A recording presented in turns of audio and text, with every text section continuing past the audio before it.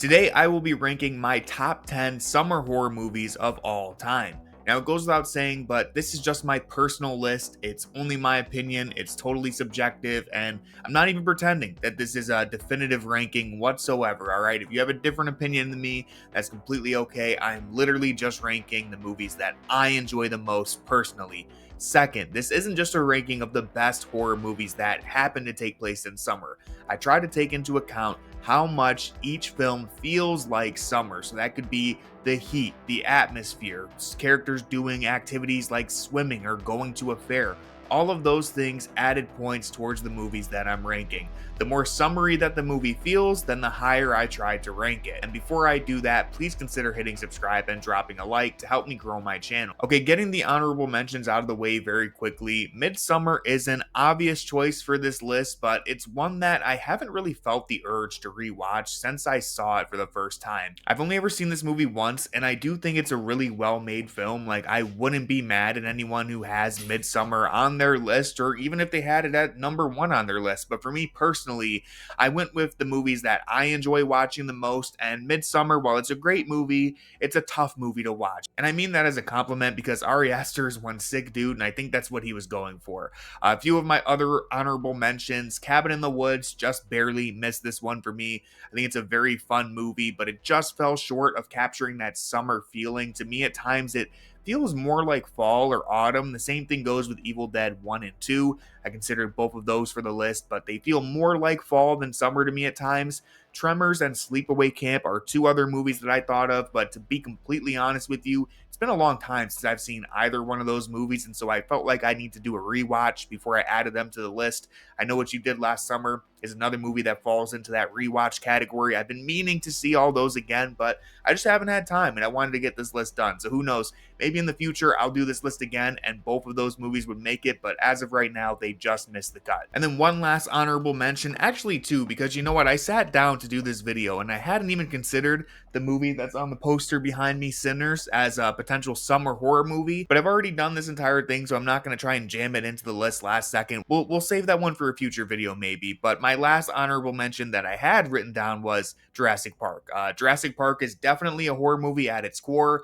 The jungle setting to me makes it feel very summery, but it just felt very out of place with everything else on the list, so I decided ultimately to leave it off.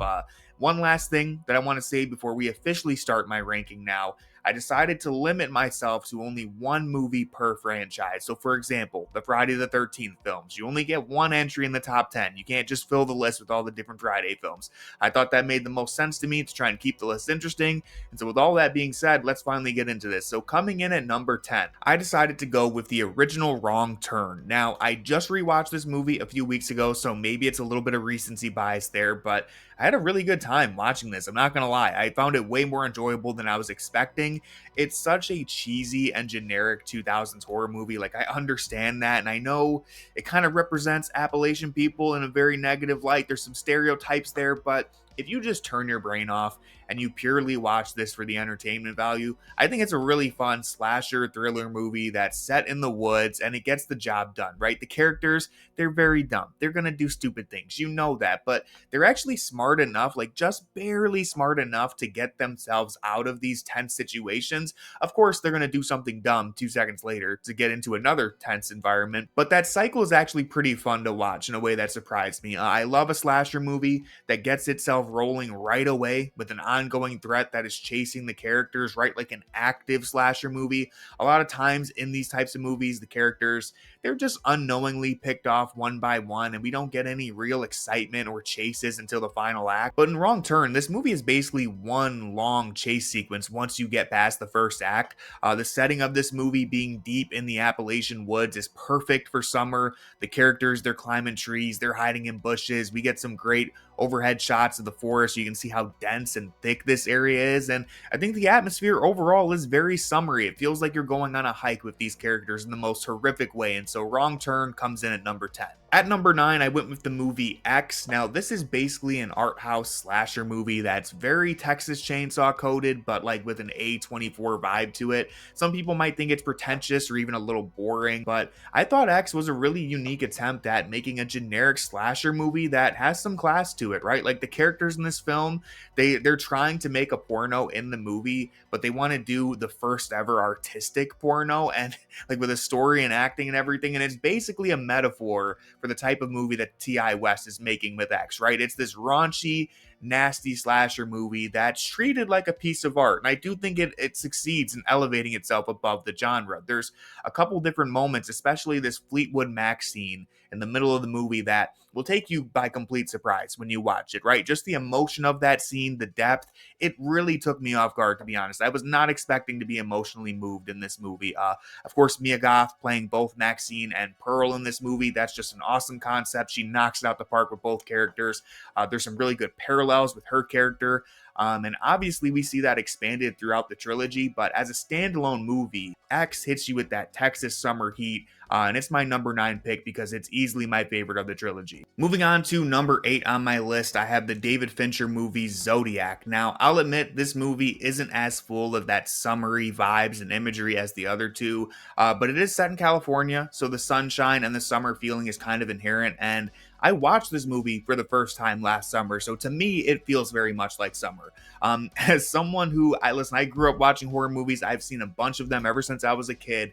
It is rare that a horror movie will actually stick with me and unsettle me in my day-to-day life, but that's what Zodiac did. I'll be honest with you. I went on a hike with my dog the day after watching this, and I was legit spooked, like walking around this empty park. This dude, Zodiac, could have been hiding behind any tree with one of those executioner's masks ready to tie me up right now. And so it actually got me feeling unnerved when I was walking around. And the fact that this movie is based on real life crimes, that's just kind of terrifying to me. The true crime aspect of horror has always scared me more than the supernatural stuff. And like that scene at the lake, it was recreated from the survivor's testimony. Like he was actually on set with them when they recreated that attack. And so it's horrifying, right? It's the way it's shot in broad daylight in this public area. It's very unsettling. I thought the mystery and the tension that builds throughout this movie is just, it's textbook Fincher. It's an incredibly well made film. If I'm looking for a murder, mystery, noir type of film that also gives me a dose of summer, then I have to pick Zodiac. Coming in at number 7, I picked the movie It, specifically the 2017 version, because this is the one that I have the most connection to. Saw this the summer after I graduated high school, got to see it at the drive-in, which is always a big bonus. And as a huge Stephen King fan, I gotta say, reading a 1,200 page book is totally worth it in this case because Pennywise and the story of it, it's one of the best that I've ever read. And I thought this movie did a really good job of bringing those characters to life, especially the Losers Club, which just across the board, these kids are adapted perfectly in the movie. All of the kids are enjoyable to watch together. I think it's sweet that at least a few of them seem to still be friends in real life, hanging out together nearly a decade later as adults. And I think that just proves that the chemistry and friendship that we saw on screen between them was real, and it added so much to the film. I also think that Bill Skarsgård does a really good job as Pennywise. He's not as good as Tim Curry, but I thought that when he was performing the character, he was truly scary. The one thing about this movie that has bothered me more and more over the years, though, is the CGI. This movie at times, it does look straight up ridiculous, right? And even the best moments of Skarsgård get ruined pretty frequently by some truly goofy looking CGI. I think the opening scene with the sewer is a good example of this. Skarsgård is creepy as hell at first when he's talking to Georgie, but then when his head opens up and it eats Georgie, it just looks rubbery. It looks bad. It's so obviously CGI that it kind of pulls you out of the movie. But overall, I still can't deny that this movie captures that feeling of being on summer vacation with your friends as a kid, riding your bike around, getting into trouble, doing all sorts of things. It does a great job of portraying summer vacation, and that's why for me, it has to come in the top 10, and I put it at number 7. Okay, number 6 on my list, to be honest with you guys, was actually really hard for me to pick for some reason. Like, I knew my top 2 was going to be pretty firm when I sat down to do this list, but the middle portion for me was so hard. So take this order with a grain of salt. You could convince me that any of the next 3 movies could be in basically any other order, but for now, with the way that I decided to go with, my 6th spot is going to be Jeepers Creepers. And look, I'm aware of the director of this movie. I hope he rots in in hell. I hope he never has another happy day on earth again. I almost didn't include this movie because of that reason alone, but when I thought about the dozens of other people who worked on this film to make it what it is, from the actors to the production team, I decided to focus on that and add it to my list because it's the performances of Justin Long and Gina Phillips as the two siblings and Jonathan Breck as the creeper. That's what makes this movie memorable, right? I remember watching this as a kid when I used to sleep over at my grandparents'. We had this playhouse in the backyard that we would all sleep in, right? And me and my cousins, one year, we ran an extension cord all the way into the house and we set up this tiny little cube TV and we watched Jeepers Creepers at night and slept out there. And it terrified us in the best way possible. Like, that was horrifying. Going out to the bathroom or going back into the house after that at night, every noise, you thought it was over, like we were cooked. And so I have a lot of summer nostalgia for this movie. I think the summer road trip feeling is something that I'd like to see more of in the horror genre right now. It feels like it's been a long time since we got a road trip horror movie, but these characters being so far from home on these empty roads with no one around and this horrific flying demon that's chasing them, it's a really good movie, man. And it reminds me of summer. Whenever there's a really hot day in July or August, I honestly think of this movie. And to be clear, I know that the premise of this movie technically is that the creeper wakes up every 23rd spring. So objectively, that makes this a spring movie more than a summer movie. But obviously, spring in Florida, where this movie takes place, is going to look a lot more like summer than spring anywhere else. So I think it's okay to place it here. So number 6 on my list is Jeepers Creepers. All right, number 5 on my list is going to be our one and only entry from the Friday the 13th franchise. And while I think part 6 and part 4 are the two best movies in the franchise, in my opinion, I had to pick part 2 as the Friday film that feels the most like summer. Part 6 to me has more of a gothic fall vibe. Part 3 and 4 are definitely summery, but not as summer campy. And the original movie, while it has its own stuff that I want to talk about soon, I'm hoping to do a series reviewing that movie, but focusing on part 2 because I do think this one nails the summer camp feeling better than any of the other movies in the franchise, like hands down. I know the camp isn't open yet, but all the counselors are there. They're having their little campfire. They're partying around the camp, and it's a lot of fun to watch. We also get our first look at Jason here, obviously, and while he doesn't fully look like himself yet, everyone loves a good sackhead Jason. I think he still looks very cool in this movie. He looks like a country boy in this one, which makes it feel more summery in my opinion. And I'm honestly shocked to find out that this movie was filmed in October and November because it feels hotter on screen than most of the other movies. And I don't really know how to explain what I mean by that, but it just feels like the temperature is really warm in this movie. And again, I want to save more of my thoughts on this movie and the franchise when I do my full reviews for it. But I think Ginny is the best final girl that we've seen in a Friday movie. I think she's one of the best ever. I think the final act with Pamela Sweater and Jason Shedd is probably the best in the franchise, although I think part 6 is the only other final act that comes really close. And Friday part 2 overall, it reminds me the most of summer. It has the most authentic summer camp feeling. Earlier this summer, we had a Friday the 13th on June 13th, and I was trying to think of which movie to watch, and I felt like part 2 was the one that immediately came to my mind. So to me, this is the most summer feeling movie in the Friday franchise, and it comes in at number 5. At number 4, I went with The Lost Boys. I absolutely adore this movie. Like, this might be the most fun summer horror movie on my list. It almost borders on being an adventure movie at times, but this weird mesh of genres where you get this like sexy romance movie for half of it with vampires, of course. And then you also get this Goonies type of kids movie. You have the iconic saxophone man who I was lucky enough to see perform in Akron last year. And let me tell you, the man still has it. He's still just as oily as he was in the 80s, and all things considered, for how old he is, he puts on a great show, and it's very fun for people who are fans of the movie. The Lost Boys, to me, it's just Summerween done to perfection, right? It has all the summer vibes you're looking for. It's a beach town. You have the fair, the bright lights, some of the motorcycle scenes. You get that summer vacation feeling that I mentioned earlier. And really, what's not to like about this movie? Kiefer Sutherland is a badass vampire with a badass vampire lair. I can get why people complain about the kids' storyline in this movie, especially that Corey Feldman character. He's a little bit difficult to watch sometimes with that weird voice that he's doing, but I really think this movie blends together all of its genres really well. It's become a staple for me to watch every summer, and so The Lost Boys, it's one of the best and most fun vampire movies we've ever had, and I have it at 4th on my list. Moving into the top 3, I think my number 1 and number 2 options are pretty uncontroversial. Don't think I'm going to shock anybody with those ones, but I do think I might surprise some people with what I chose for 3. So placing 3rd on my list of my favorite summer horror movies, it's Fear Street Part 2, aka Fear Street 1978. The second Fear Street movie to me is the best summer camp slasher movie that we have. I love that it takes place at a summer camp that is already in full swing. All the kids and the counselors, they're there. There's stakes and tension. When all the killings start taking place, you understand that there is a lot of danger at that camp. And the Nightwing Killer, he's basically Jason Voorhees, right? He's pretty much part 2 Jason with a little more physicality. He's this hulking dude running around with an axe, and I would argue that he's even more vicious and ruthless than Jason throughout most of the Friday films, right? I don't mean to compare them too much because ultimately Friday is an iconic franchise. I have the poster on my wall, and Fear Street 78 at the end of the day, it's just a sequel in a trilogy that was decently received, right? But Fear Street 78 to me, that's everything I want in my summer horror movie. It's got a great group of kids. Both the younger cast and the older counselors are really good in this. I think Sadie Sink is the standout, but really everyone gets along on screen, and there's an authentic feeling of this being a real summer camp.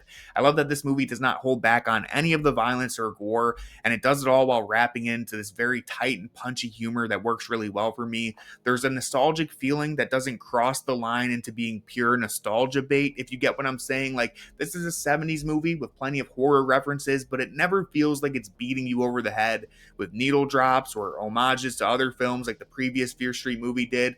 And I think overall, this film just utilizes the camp to perfection. We get the woods, the lake, this underground portion, the different cabins and work areas. It all combines to be one of the best summer-themed horror movies I've ever seen, in my opinion. And again, I think the Nightwing Killer is just cool as hell. And so that one might be a bit controversial, but like I said at the top, this is just my opinion, guys. So moving into my second place pick, I had to go with the original Texas Chainsaw Massacre. And now I'll be honest with you, it took me a long time to finally watch this movie. This is one of those films that I heard so much about growing up. I had seen all the iconic clips a million times. I already know how the story goes, how it all ends. And to be honest with you, I kind of unfairly judge this movie based on how bad all the sequels are, right? Like, I've seen most of the Texas Chainsaw sequels, and I've never been that impressed with them. And so I kind of just put off watching the original until last year, guys. And I gotta be real with you, I owe Texas Chainsaw an apology. This movie absolutely rocks. It's no wonder why this is widely considered one of the greatest horror movies of all time.